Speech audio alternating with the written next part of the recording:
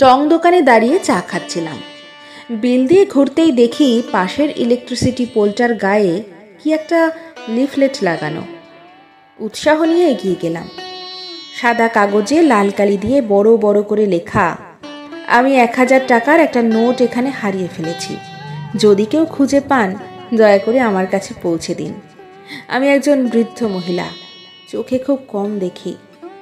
তারপর নিচে একটা ঠিকানা দেওয়া। ঠিকানা কাছেই, হাঁটা পথে মিনিট 5। কৌতূহল দমন করতে না পেরে আমি খুঁজতে খুঁজতে গেলাম সেখানে। জংধরা ভাঙাচোরা গেট দিয়ে সাবধানে ভেতরে ঢুকলাম। একটা জরাজীর্ণ টিনের ঘর। উঠোনে এক অশীতিপর বৃদ্ধা বসে আছেন। আমার পায়ের শব্দ পেয়ে তিনি মুখ তুলে তাকালেন। কে? আমার সম্বিত ফিরল। গলির মাথায় আমি আপনার 1000 টাকা খুঁজে পেয়েছি। আমার কথা শুনে তিনি হাউমাউ করে কাঁদতে লাগলেন। একটু পর কিছুটা ধাতস্থ হয়ে বললেন, বাবা, এই পর্যন্ত অন্তত 10-12 জন আমার কাছে এসেছে আর 1000 টাকা করে দিয়ে বলেছে তারা নাকি রাস্তায় আমার টাকা খুঁজে পেয়েছে। আমার কোনো টাকা হারাই নাই, এই লেখাগুলোও আমার না, আমি খুব একটা লেখাপড়া জানিও না। আমি নিচু হয়ে ওনার হাত ধরে বললাম, যাই হোক, সন্তান মনে করে আপনি টাকাটা রেখে দিন।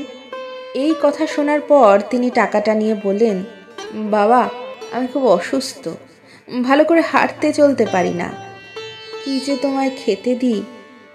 এই বলে তিনি অনেক কষ্টে লাঠিতে ভর দিয়ে বারান্দায় উঠলেন। আমার মনে হলো তিনি এখনই পড়ে যাবেন।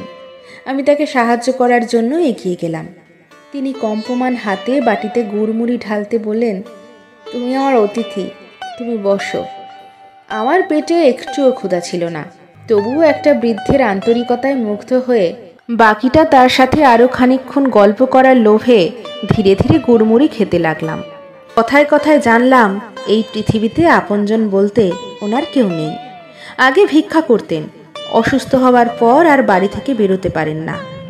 ফেরার সময় বৃদ্ধা বললেন, বাবা, একটা অনুরোধ, তুমি যাওয়ার সময় ওই কাগজটা ছিঁড়ে ফেলো। আমি ওনার বাড়ি থেকে বের হওয়ার সময় মনে মনে ভাবছিলাম, সবাইকে উনি বলার পরেও কেন কেউ কাগজটি ছেড়েনি। আর ভাবছিলাম ওই মানুষটির কথা, যিনি ওই নোটটি লিখেছিলেন। সহায় সম্বলহীন অসুস্থ বৃদ্ধ মানুষটাকে সাহায্য করার জন্য, এক সুন্দর উপায় বার করার জন্য আমি তাকে মনে মনে ধন্যবাদ দিলাম।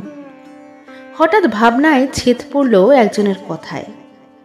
এই যে শুনছেন, 40 এক ভদ্রলোক আমার দিকে তাকিয়ে এগিয়ে এসে বললেন, এই ঠিকানাটা কোথায় বলতে পারেন? একটু আগে আমি রাস্তায় 1000 টাকার একটা নোট পেয়েছি, এটা আমি ফেরত দিতে চাই। ঠিকানা দেখিয়ে সামনে এগোলাম। কখন জানি আমার 2 চোখ ভিজে উঠেছে। আকাশের দিকে তাকিয়ে আমি বিড়বিড় করে বললাম, এইভাবেই বেঁচে থাকুক আমাদের মানবতা।